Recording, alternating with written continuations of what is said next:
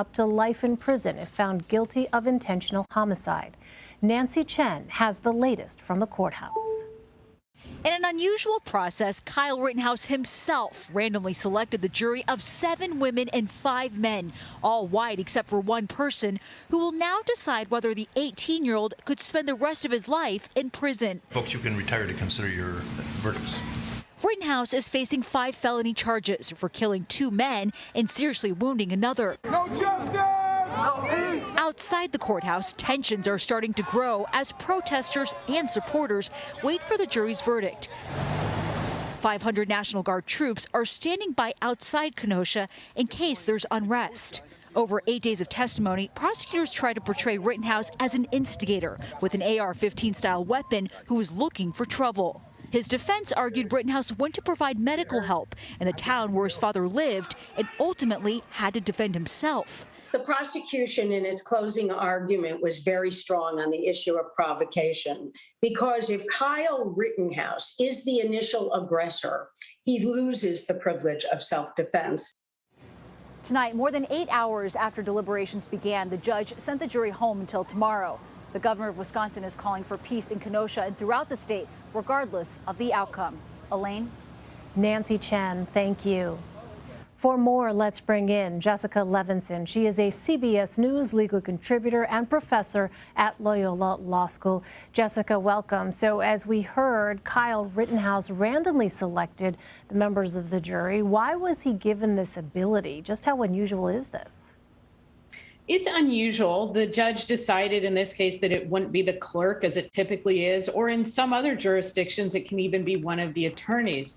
Now, I think this is really more about appearances, which do sometimes matter if it affects the jury. But again, it was a random picking. So there's no allegation here, of course, that Kyle Rittenhouse was able to rig who was picked, who was going to be a main juror and who was going to be an alternate.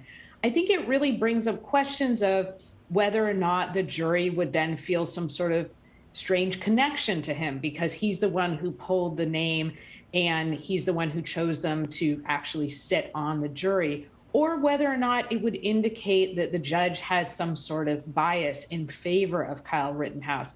It could bring up issues of basically what is the judge doing here? Does the judge think it's, take your grandkid to work day, or is this a homicide trial? But it is important to remember, again, I don't think there's any allegation that he could have somehow picked certain jurors and not others. It definitely appears to be a random drawing. This is such a high-profile case. Jessica, can you talk about some of the challenges the prosecution faced during this trial?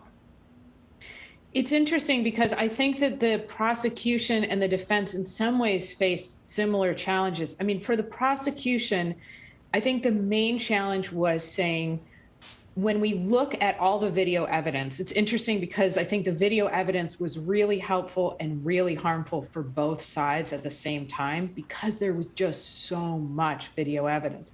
But I think for the prosecution, it was really for them to say, don't just look at the moments that Kyle Rittenhouse might have been under, threat.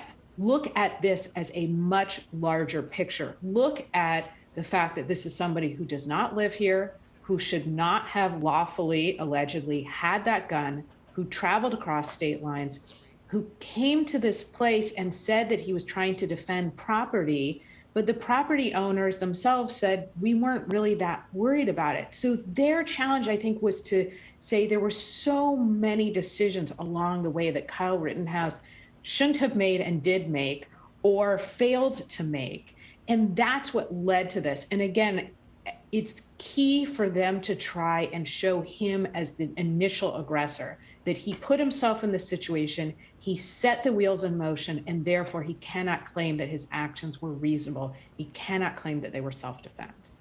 Well, as we heard, the Rittenhouse defense team used some strong language in their closing argument, even praising the 18-year-old's actions that night. What's your assessment, Jessica, on the case that they presented?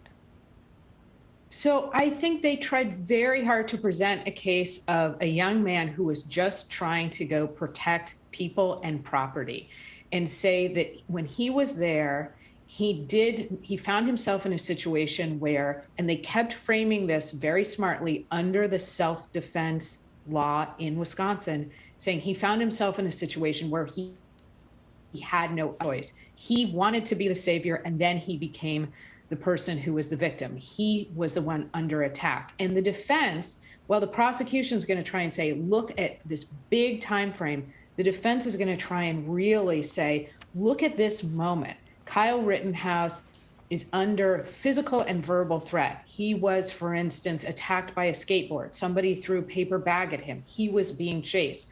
What would you have done in that situation? So how did the defense fare?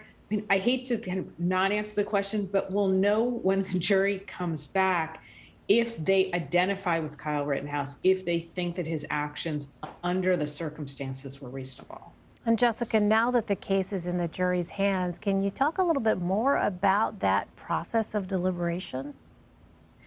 Yeah, it's interesting because so much of this trial, of course, has been out in the open. We've had this, really, the courthouse doors have been open for all of us to have this education into this case. And now it's all darkness. Now it's all at very best opaque. So the jury's going to go back. They almost certainly already picked a foreperson. And then we don't know exactly how they're going to proceed, if they're going to take an initial vote, which often is the case, or if they'll decide to go count by count and then take votes that way. I will say that the jury already has asked some questions. They asked some questions about instructions that talk about self-defense, that talk about the intent needed in order to commit some of these crimes.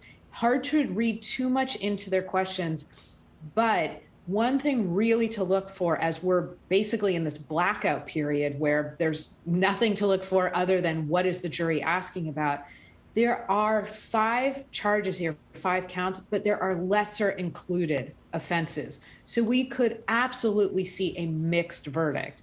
We could see guilty on some, we could see a hung jury on others.